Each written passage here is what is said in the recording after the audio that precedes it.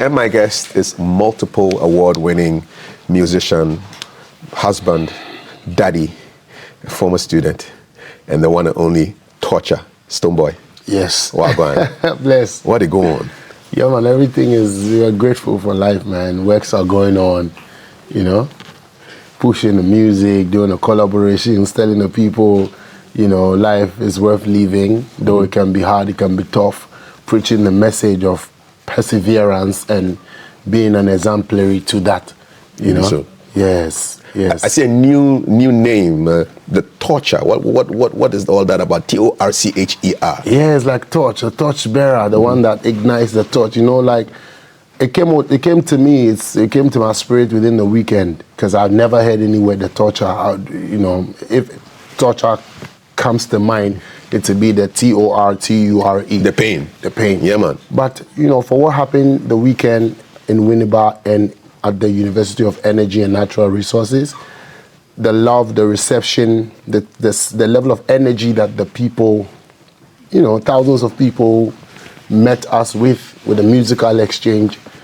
it just came to mind. Believe you me, I was the one behind the phone at the time, you know, not the social media management, whatever. Yeah, because so I wonder, there's so much on your page. Torture, like I just put that one there. And it came. I actually, you know, and I looked out for it. When the word came, I Googled it and I realized, wow, this is what it means. You know, you can also check it out. Yeah, It has several meanings, but the meaning that ignites, you know,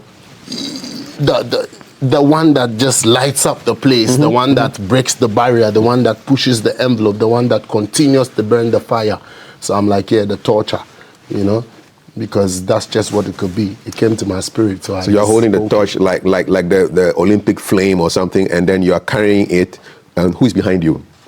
Who are you lighting the way for? Yeah, we're lighting the ways for those who definitely come behind us, and those before us have also lit the way for us, you know, for us to get to this point. And this reminds me of the fact that I go by the name Burn It On. So keep it burning, burn it on. So you see, right here, I just remember that I couldn't be nothing else but that, the torture, you know, keeping it burning. Because when I look at the works of our predecessors, I always love to take time and read. Yesterday, I was focusing on Afromosis. And I'm like, listen, these people we have not actually highlighted them enough with what they've done till today. These are people who, and the likes of the J.W. Ambules, so it inspires me, Kojoenchis, to just continue that torch, you know. So. Yeah, this is how I get inspired, by looking at predecessors and how tremendous they've done, stuff that could not be replaced, you know, in a very long time. So. And it pushes me to also do stuff that would also, you know, push a generation forward. So that's just it. So you named yourself the Torture? Yeah, man. Who named you Burn It On? Myself. Who named you Livingstone? My father. But myself. So what was the inspiration for, did you ever ask your dad why he called you Livingstone? At a point, I think, you know, when we're transitioning from the primary school in Ashaiman, number 3, government school in the market, you know, there was a nice story that led to my exit. I think one day we woke up and then there were talks in the school, all them one day, so we had to run for our lives. I don't know what happened. Somebody caused problem, etc. So I said I was not going to go to the school again. So he should find a better school. So we're in our neighborhood, he found a private school. And when you go there, the names are there. My name was Eche Satekla. So it's like, everybody has Michael, everybody has Joseph. What's going on? And then he said, he had a brother twin who had also passed because I'm a twin, so and his name was Livingstone. I'm like, I love it. This is what I remember about my English name. So I went to school the next day and I wrote Livingstone Eche Satekla. One time? So your father too was a twin? No, he had siblings who were twins. Yeah, okay. So by that virtue, I just said I liked it. So I don't know, if I didn't ask, probably that wouldn't have come to his memory, you know, so by that movement, I think I called for it. So the people in school called you Livingston? When you were they called me Stone. So he himself calls me Stone from when the name was added. Okay. Informally. So till today, that's how I come. And who added the boy? Boy is myself, you know. Because you have to, you know, the rude boy business, you know what I'm saying? Like, boy's boy, basically, you know. Yeah. Who doesn't want to remain a boy? All of us, forever young. I heard my son singing He's an old Forever boy, Young, and yeah, he's like, he's 14 and he's singing that song. See that? Everyone wants to remain young. So yeah, by the musical act and stuff, that's where the boy came through. So, Okay. Yeah. So when I open your passport today, what are the names inside? You see Livingstone HSA Tekla, but I have to give credit to Dr. Duncan as well. Like I always say, he actually instigated the boy, because I went on radio one time, the first time to do the thing. He said, "What's your name?" I said, "My name is Livingstone, but you can call me Stone." But what do you do? I rap, I do that. They said, "Okay, so then we have some one Stonebwoy here, you know, rude boy," and then that was how the boy came from there when I exited. So I just added it to it. It sounded nice, and I think the boy is the first boy for a very long time on the continent, you know, before the other boys across the continent. You know what I'm trying to say? No disrespect, but, you know, when Stonebwoy's name was banging, everybody else was something else, but not something boy. You know what I'm saying? Yeah, What wifey they call you? Natty. Why? Yeah, Natty, yes, sir.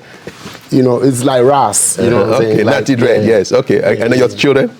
They call me daddy, believe me, but they find time to just come and be doing Stonebwoy stuff, you know. Like you, I know you're Stonebwoy, like, you know, them one day. Can you see yourself in them? Yes. In what way? I think they are more talented than I am. For real? Yeah.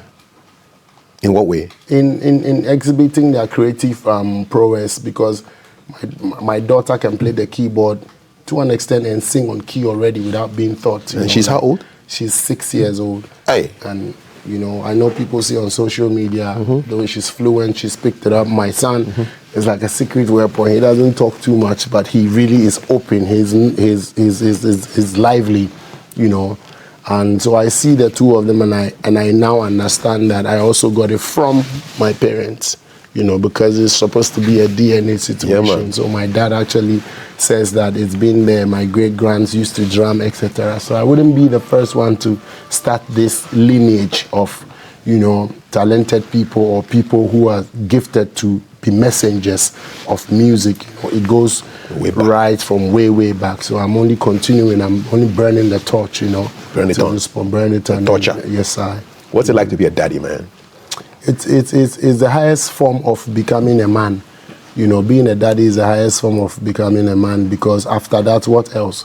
You know, to procreate is the highest order, to go and live up to expectation, fill the earth like the Bible says, you know, as I don't know which other book says that, but I read the Bible. So I think that is it. And then being responsible as well to them, making sure that these ones are taken care of to the point where they can take care of themselves is the biggest thing. So I keep saying, sometimes when me and my wife speak, I'm like, there are two things that nobody should really rush into: becoming a dad and also, you know, becoming a family person.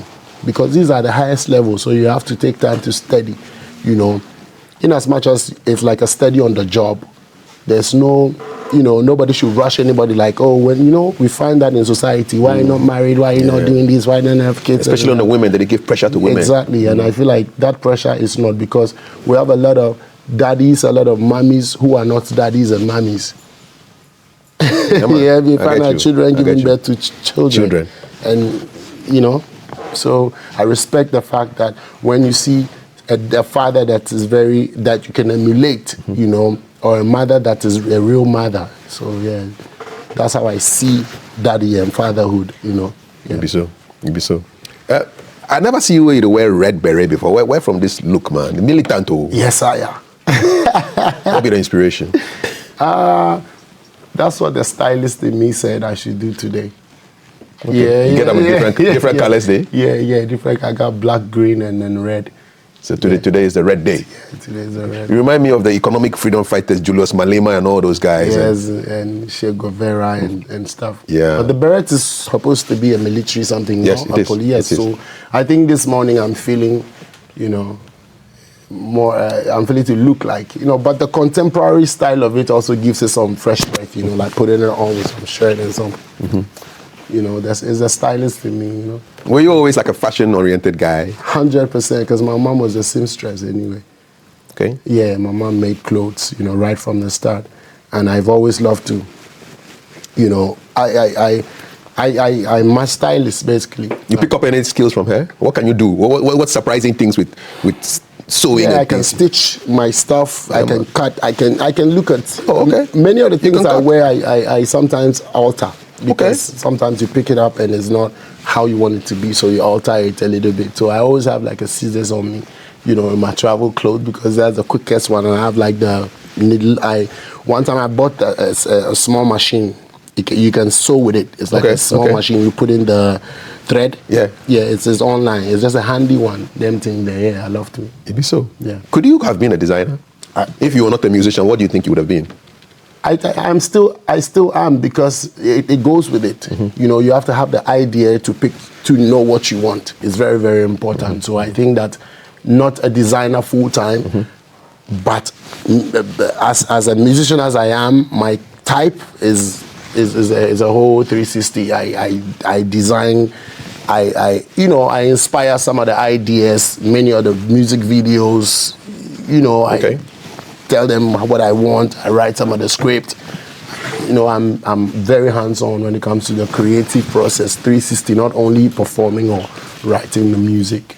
Where do the music ideas come from? From life, and I understand myself as a messenger ever since I got to get, aware of, my musical talent. I've always been kicked to send a certain message, and that's why I sang Run Go. And that's why I sang Believe in Africa, which is a collaborative effort between the Africa Prosperity Networks and myself, and that's the first of its kind coming together from that side and my side, and we wrote a beautiful piece about Africa. I believe in Africa. So my love for my continent and our people as black people is very deep. It's way, way, way, way deep. And I think that is one of the things that reflects or inspires me. Then it triggers down not only about freedom fighting for my people or black people, it goes also about love, emotion, and everything that covers around, life, basically. So that inspires me too. Some people, they discover them a talent on their own. Others have it discovered for them. What will be your story? When you not say you go be singer. Okay, so you see, I can make this practical example right now. Now that, for instance, my daughter can sing, I think I'd been identified already. One time. But for her to become a professional singer is up to her when she grows up. Mm-hmm. So I think same with me. I've always been the Zaguno of the house. Mm-hmm. If you say Zaguno, yes. It's like master drummer. master drummer, beating drums and breaking the drums. Because What you break? Oh, drums. There was drums, bowls, all those. And there was a school behind us. They used to pack their drums with us. Mm-hmm. I've caused them problems so much. Me and my friend will beat the drummer. Then we go and pack it. So they come to school the next morning. The drums spoil, but they'll be managing our assembly. They don't know, So where that friend is he a musician? No. Believe me, I don't know where he is. I don't know. So it started from there. Primary times.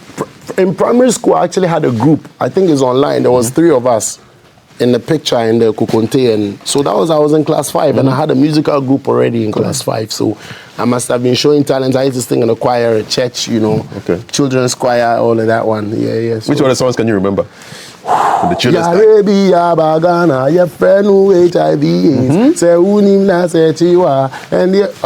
the yeah, but you took it all the way back. So that was a song that got me to the school started okay, look. So we've been doing this from when. So the talent, I think that I've known about it from early, and then I also didn't leave it. I just love to. I think I was grown in an environment that allowed me to express myself, write my poems, write my plays, give it to my school, and then we act it out. So from early, I think I want to thank everybody who I'm not aware of, who made sure, especially some of my classmates from primary, they would, you can do it, even senior high school. So along the way, my talent has been very evident, and so we just harnessed it. But up to a point where I think I got to junior high school 3 JSS, got into an accident, then the routes changed, went into the hospital situation, came back, and life made it such a way that there was nothing in front of me. All I had was music. So I had to just... I hope this doesn't make you too uncomfortable. The accident, did you see it happening? I mean, do you remember what was happening before the accident happened? We were on the motorway headed back home. We had come to Accra from Ashaiman to visit my uncle on a fateful Sunday. So by the time where the toll is now, there's old toll, at the time. So I think what I remember is that we pulled over. My sister, and my dad were driving in our car. We pulled over for me to pee off. I was a 12-year-old kid, almost 13. So we went out, I peed, and then we got back into the car. When we got back in the market, my sister and I were in the back, so we're always giggling and chatting and vibing. You know we're fathers. Yeah. It was like, he was like, stop. Okay, cool. So now we're not giggling anymore. So after I went to pee back, I went to assume the front seat so that there's separation. Yeah, man. No more. She was in the back seat. Giggle by yourself. By 2 minutes' time, that was it. It was a flash. Yes, it was a flash. So by the time I sat in front, I don't know what happened any longer. You don't remember anything? I don't remember. All I remember was I don't know. So that's all. I sat in the car in front. Immediately when that was what happened. And then 3 days after, I found myself at the Kolebu Teaching Hospital. And you were gone for like 3 days? That's what I remember. That's what you remember? That's what I remember. What? Till that time. So then, that was it. That was where the whole thing took some turns, and it was actually a police car eventually who hit into ours. I think I've said this on a few platforms, but that being an incident, yesterday another unfortunate incident happened. I need to chip it in. My road manager and a friend was robbed right after I'd left them. I left them and I drove home, and he was going to drop the friend at home. Immediately they got into their compound. Robbery. 2 armed robbers got into the house, snatched their car and sped off right in their compound. Wow. Could have lost his life. Yeah, man. You know what I'm saying? So we're grateful. So I'm just pleading, I'm using the opportunity. This is Ghana TV. If you know of your street, if you know about what happened, we don't intend to hurt anybody. We just bring love to the people. So kindly, please, park the car somewhere. It's a Benz. I think it's a C300, one of those C. We'll find the details. We've reported and everything, but I'm just using this fateful opportunity, if I can, to plead with whoever is behind it. Just leave the car somewhere. The money definitely is not easy to come by, but it's not a problem. The money's in the car whatsoever. The phones, no problem. Just park the car somewhere. Be good to us, because nobody has done anything. We don't owe you. We haven't hurt you. We haven't stolen from you. We're only working hard to get our peace. So imagine you working so hard to you the thief, Imagine they come thief you for your house. Thief, man. It's not fair. You know what I'm saying? And at gunpoints. Yeah. Oh, wow. And so please, one of those incidents. Yes. Imagine he was shot. Another story. Then something else, just Another story. Yeah, man. Did you, in your quiet times, do you reflect about your life if the accident hadn't happened? Do you go into those if scenarios? Yeah, I do go into the ifs, because I was about to travel abroad. As young as that age, I won a visa lottery at that age. Hey, at the age of 13? Yes. Were you legit? I'm blessed. I believe I'm blessed, and I thank God for that. So I acknowledge that, and I know that upon my life. So I push myself to be able to attain every level that God has for me at that age. So what I remember was... So what? Back it up a bit. Yes. So what? You were applying to go to Yankee at the age of 13? Yes. Why? My father actually applied for all of us visa lottery. Believe me. When the letter came in, I thought it was one of the letters I've been posting. I'm one of those kids who write letters to football clubs, jerseys and all of that. So when he came and said, I come to DHL in Accra and come and collect a parcel. So I told my big sister, and we went to collect the parcel, and it was there. It's there. At the Accra DHL, they gave it to us. We came, I was reading it, and we couldn't understand what I was reading.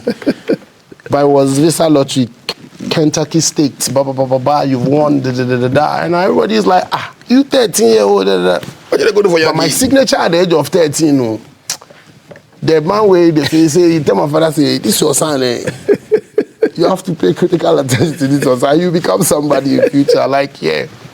It was that... that time. Was it that... I think it was on our way back.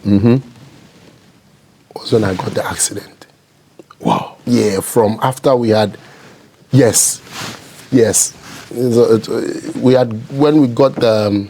when I got the letter, we realized it's a visa lottery situation. We're like, But my dad actually... I went to the American Embassy one time, and then, they showed me that picture. of the initial application. Yes, my 13-year, my initial 12-year-old would have been 12 or whatever. So the guy he's my friend. We were laughing and they said, "You, blah." So he turned the computer to me and I remember that as young as I was. Get your records off. Of course, now database. So yeah. That was that if moment that I do get. I think I would have probably been in Yankee somewhere. Doing what? I don't know. Maybe I would have got. What I remember is that they were trying to now fix my age so that I'm like 18. So they asked me to go and do like I'm a photographer. I've never said this anywhere. So they're just trying to polish my thing because they can't tally. I don't know how, because randomly I could get, so 13, man. Yeah, at that age. So it was that day when we went to Accra. After we collected the letter, it was within that week. We were trying to process it. So my dad we went to visit my uncle. We were vibing about it, how we were going to do this thing. And I think it has a duration, it expires, whatever it is. And then when we were returning back home was when I got the accident.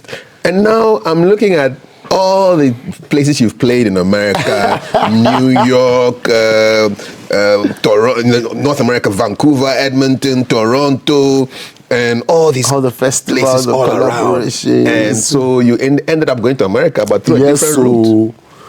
Yes, so. What's it like jamming in the Yankee? I mean, can you remember your first America concert? One of my first ones that I remember would be at the Gramercy Theatre in 2016, when it was sold out, like a big show.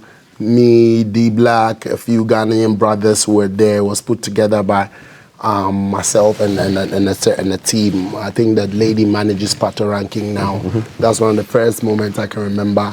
And then we went on to do a few shows, did some festivals in there. One of the last one I remember was the Summer Stage in New York. Shell that was when the label, presented me the plaque of my Billboard album going number 8 on World Reggae Billboard. So I went to America eventually. Have you ever played Kentucky though, where you were going to go initially? No, I don't have there yet. And you've played Europe. There's an Antwerp show coming up pretty soon. Yes, what's your favorite Europe venue? Europe is nice to play in Europe because they actually have a great love for African music, reggae music, So I did Belgium, Reggae Gill, just I think some weeks ago.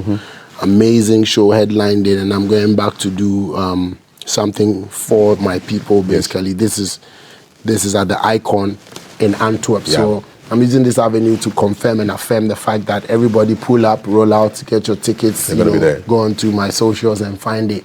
So it's interesting. I play everywhere now by what God would have planned for me, but it was not an easy thing transitioning from a young boy having an accident from the age of 13 and the trauma and the troubles and everything that comes, and that is what has made me today. So when I look at my knee and I see the scar, the other day I was in the house with a Camido and I wore shorts. So one of my friends is like, but what happened to your knee? I'm like, now the same accident. I never seen. I said, of course, I don't have anything to hide. The scars are me and I'm my scars, and I have knee replacement, So you have like a new bionic man? Yeah. Right now, I've been from 2016. I've been. So when you go through airport security, does it beep? Every day. So sometimes I wear shorts, not here in Ghana, and then once it beeps, I just raise my trousers and like challenge fast. Make how they go. That's all. Now they can't scan. No. Let them know straight up. Yeah. So right now I'm a robot. I'm AI. But I've been an AI. Before AI. Now I'm AI. That's why they move like this. They see the AI. It be so. What do you make of AI though, man? AI is artificial intelligence. Is it helping you? So we have natural intelligence. HI, human intelligence. So I believe that the combination, and interestingly, it is the human intelligence that creates the artificial intelligence. So humans are powerful. That shows you how it is. Now, working in combination with the HI and then AI is supposed to bring some level of, effectiveness in our workplaces, in our lives, in our endeavors. By that, we have the phones, we have the laptop, we have the TVs, just to make life easier by this technological advancement. So I'm loving the AI, and I'm loving the times that we're going in now. But the biggest concern is that we shouldn't forget that the AI was created by the HI, so we should be very careful we don't destroy or bring destruction to our lives by all these things that we are creating, you know. The movie people are worried that AI is able to. Recently, there was a whole movie that was just produced, script, everything done AI, and the music industry is AI a concern for you guys that people can release music with computers and make money and they'll forget about you guys, you know? Yeah, it's there as well, because you find out that quite recently voices can be mimicked by the AI, and so we're just banking on the intellectual property copyright, because you cannot use an AI to mimic a Stonebwoy and release a song and then you believe that that is you.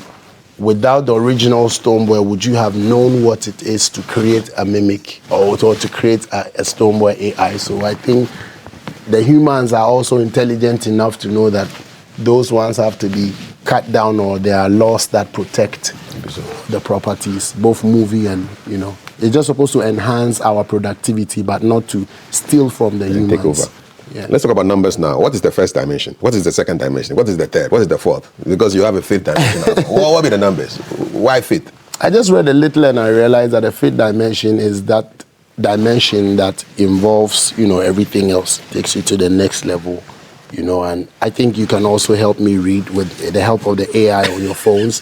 When you put in the fifth dimension, you can get a lot more explanation to know where my mind was when I'm talking about fifth dimension. In terms of my last album that I created, I wanted the album to represent a certain picture of me, you know, of growth, of expansion, you know, and still bring musical vibes, you know. If the music doesn't come that way, then how? It's supposed to take you to the next level, because people pick albums and listen to albums and can relate to track after track.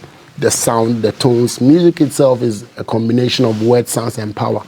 Word, sounds, and power. These elements are actually elements that create. These are elements that make. These are elements that exist on all dimensions of life. So, you know.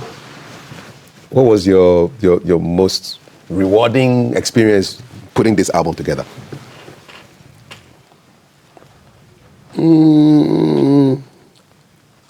I think here in Ghana, the reward of winning Album of the Year is really, you know, at the Ghana Music Awards is a thing that I hold dear, you know, in terms of rewards. And also how the album has gone very far, or the way people feel about the album, taken in from songs like Manoji, featuring Angelique, and how classical it is. I don't think it can be repeated. I remember that song when Manoji came. People said, actually, Angelique is singing ever. I said, are you serious? Yes. Yes. What was she like in person, though, in studio? She's an amazing mother. That's how I can describe her, because they've seen it all, they've done it all, they've set the pace, they've lit some touch that can never be outflamed. And I am very grateful and honored to be one of those that have enjoyed or tapped in from her prowess. You know, when we sent her the song, she just killed it one time. She didn't hesitate. She actually made me keep the raga part of the song, because that's her favorite. You know, I felt like, okay, the direction was, she said, nah, keep it in there. So immediately we were actually shooting the music video, and I had that version right there in France. So originally I was not going to put that version. So that morning in France, when she said I should maintain the raga verse, luckily enough, we had an old version that have bounced like that. So we shot the video with that. And then when I got back home, we quickly maintained it. Yes. So she's an amazing woman, you know, her accolades, you know, she online cannot even tell you enough of what I don't think the internet can tell you enough of who she is or what she has done. It's just like an Afromosis. You cannot get it all online. You have to have been alive from as early as she did. And we are not fortunate enough to be, you know, her age mates. So we're only enjoying what we know, and these are great people, and I respect them a lot. She did win Grammy like she did buy cocoa for Ashaiman. She has finished music. We have people who have finished music. You know what I'm saying? You ask her for the secret once in a while. Yes, I may not have intentionally asked, but with the opportunity, I've been around her. Remember, she invited me to come and perform at her concert in London at the There's a theater. Yes. O2? No. Royal Albert? Royal Albert Hall, which is very monumental. Yeah, it's a so we massive place. vibe. She Yeah. advises you without even you asking. Yeah. In terms of longevity, she tells you to stay true to the craft. Yeah, man. You know, definitely be humble, she says, so that you can pick everything on the ground. There's no need to be egoistic because you're actually serving the people. And you just have to stay true to yourself. And, you know, these are gems that, you know, coming from somebody like her, that tells you that take it up. We're grateful for It be so. It be so. I'm going to ask you some rapid fire random questions. So first answer that comes, boom. Afrobeats or dancehall? Both. Studio session or live performance? Both. Sunrise or sunset? Both. Beach day or mountain hike? Both. Traditional Ghanaian food or international cuisine? Traditional. Recording solo or collabos? Both. Classic reggae or modern dancehall? Both. Early morning workout or late night studio session? Late night studio session. Performing in Ghana, performing abroad? Both. Vinyl records or digital streaming? Vinyl. Singing or songwriting? I wish I could explain the vinyl. But yeah, I would say vinyl because you have something to touch, you have something to hold. Yeah. I was not born in that era as man. We came to meet the CDs and would have seen that. But checking with what is happening in the world right now, if you really do have information about music and what is going on, I think that we would wish that we owned our music as much as we did and not keep it only in the clouds, you know. So there should be, I believe that we want a time where we can work with both and also have what we deserve as artists, you know, in terms of, you know, putting out music and getting what is right, you know, in terms of remuneration, in terms of sales, etc. Yeah. Singing or songwriting? Both. Roots rock, reggae or lovers? Both. Being on stage or being in studio? Both. Traveling on a tour or staying with family? Both. Gold or platinum for a music record award? Of course, platinum. Platinum, man. Inside your mouth looks like a whole gold mine, man. Yes, I am. I'm a Ghanaian, brother.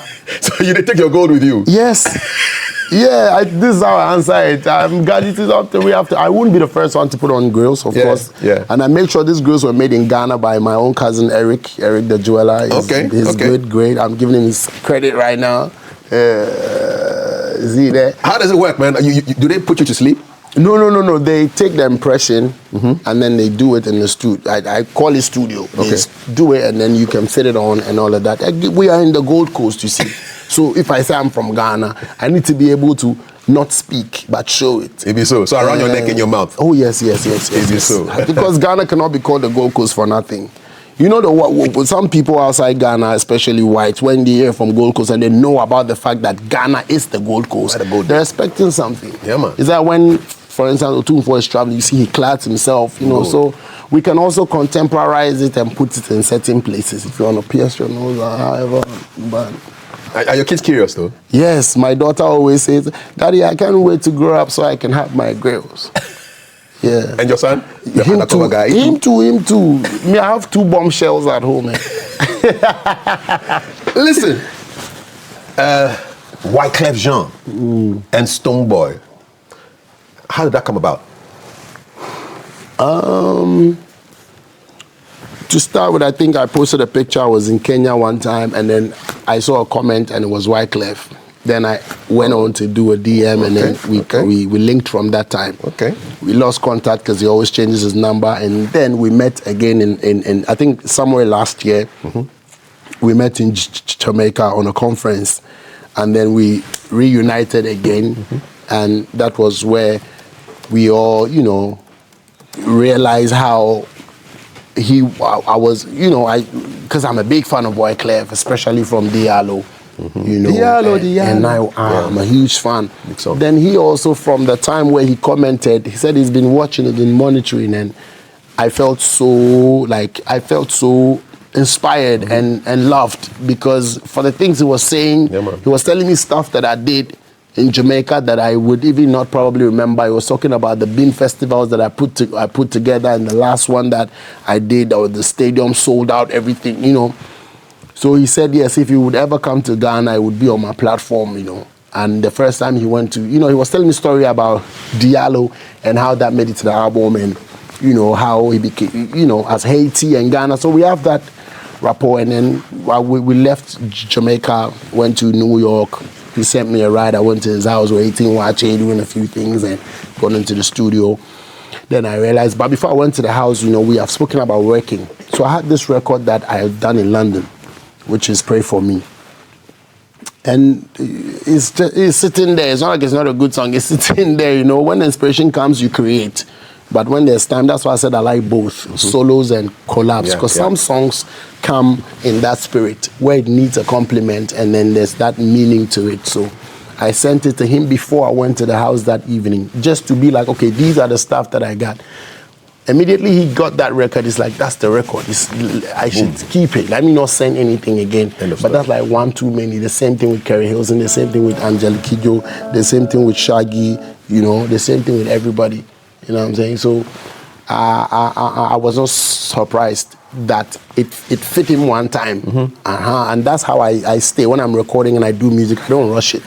So he jumped on it. He's been loving the song till this morning. He's been supportive in terms of promotion. That's a collaboration that, it's not off of. And I call him my godfather because these are people who have finished music, When you do music like for after 20 years, these ones have been here for almost 3 decades. You know what I'm saying? Yeah. So it's all love, and we put together a beautiful record. I went to Winneba the other day on Friday, and I performed it for the first time. When I heard the response, I was like, it's a hard one. My people are just too much. I love you guys, man. Another one. Pray for me, my brother, when you see inside the entire hour. Pray for me, my sister, inside the entire hour. Because life can get so hard, but still worth living. That's the message the world needs right now. Introduce your song, man. Yeah, man, I go by the name Stonebwoy, aka the Beam Nation President, aka Livingstone, aka Torture, So this is a new one featuring Wyclef, Jean, from Haiti and Ghana on this collaboration. Pray for me. Let's go. With the mentorat, revolutionary minded Sankara. Cause life can get so hard, but still worth living, Cause life can get so tough, but still worth living. Anyway, watch out then, this life that we live in mysterious. The things we deserve are not meant for us. The bigger system now pamper us. That's why some people so treacherous. So anywhere we step, we are dangerous. Man stepping as a soldier, Kankara. God busting at the door with the mentorat. Revolutionary minded Sankara. Cause life can get so mad. Love it. That was Unplugged. Yeah, Unplugged. Everything was natural. Fresh, first time ever. Beautiful music. Thank Pray you very for me. much. Wyclef Jean with Stonebwoy on that track. I hope you ever take the time to listen to some of their traditional music from Haiti, because they're just like other people. It's just ever music, straight up from Benin side. Yes, yeah. Wow, I really enjoyed that. Thank you very much. And the reception when you jammed it was crazy. It was crazy, and it was just a week after release. And there's a lot more work to do, promotion, and But I was so grateful to have the people gravitate to such message, because I've been about the message from Run Go times, from Tough C times to My Name times, and I'm not stopping, anytime soon, about the message, And I like the message you have taken out to the young people that, okay, yeah, do your craft and everything, but school is important because you went to school and you came out with your upper. True. Who pushed you or what pushed class you upper. to school, man? So, you see, truly speaking, from the home I come and the family I come from, there are people who are excelling, you know what I'm saying? Like you asked me what if, if I didn't get the accident. I was all I knew was to learn, study, be a bright kid, Those two of my friends who were in my group at the time when I was in class 5, we were at the top of the class, else the headmaster wouldn't have allowed us to come and be singing. At all. So alongside, we made sure that we were doing something that could give us the pass to be able to also bring out some other things. So now that the music part has brought us here, I remember the fact that I still am that child who would want to learn, who would want to excel, who would want to inspire, So my wife has been in that known. She knows about my ideas. She herself, she's done the public health master. A lot of school. Doctors, and she's really brilliant. I stand on that and I say it so that people can be inspired. When she finished KNUST, she scooped 6 awards out of the whole situation, even wherever she goes. So we can have somebody like that at home and not feel a certain kind of way, at least knowing that I am home intelligent and school intelligent. Show working. And that's a bit so I was at home one time during the COVID situation, and we were just when she said, "Surprise, I've gone to register you." Blah, blah, she registered blah, you? Yeah. Because I've been wanting to. Nice. So she did the groundworks and, made sure that it was all set. Sweet. We spoke to the school, and it was like, wow, really? So I managed, and I cannot believe that 3 years, 3 to 4 years is done. Just passed. I cannot believe. It dawns on me every now and then, and I'm grateful. I would never allow anybody to throw dust or disrespect that fact. For that reason alone, I will speak up. I hardly speak. Because it's not easy to attain any level of height in this life at all. So, for the fact that a lot of people will not be able to, given that they don't have the opportunity, or they do have the opportunity, or they've not been able to, shouldn't turn into some level of envy or hate for you to just speak ignorantly about great people or successes that people have worked hard to achieve. When I finished, I got a lot of compliments from so many senior people, senior citizens that some gave me money. Which one surprised you more? Who reached out to you and you thought, whoa, really? You're tracking me? Yeah. I might not be able to mention. Yeah, but just describe. We'll put two and two together. We're intelligent. Top at tops. They are top at tops. Top at tops. Yeah. In the big house. Exactly. Yeah. Exactly. And some gave me money. I'm not gonna lie. Like, come buy the house. Like, you made a sprout. Really? And then I go and bang, $5,000. I'm like, hey, now my school fees don't pay me that. Another album to record, safe. You see what I'm saying? And you know yourself. Thank you very much. And there are several gifts that I'm supposed to go collect. They say I know they're available yet. So now where I come this week. I would say no expire. No expire. Their money cannot expire. But tell me about the experience. So did you enter the classroom with your bodyguard? He wouldn't allow me to go by myself for the first 2-3 weeks. Mm-hmm. Because you see, everybody cares for me, my people. Like, sometimes I get on campus without telling anybody, and by the time I look back, I'm like, champion. Army. Which level? You make I go come. Because we do disguise. We're all fit disguise. So you try disguise. Through the whole time, even I was finding my feet.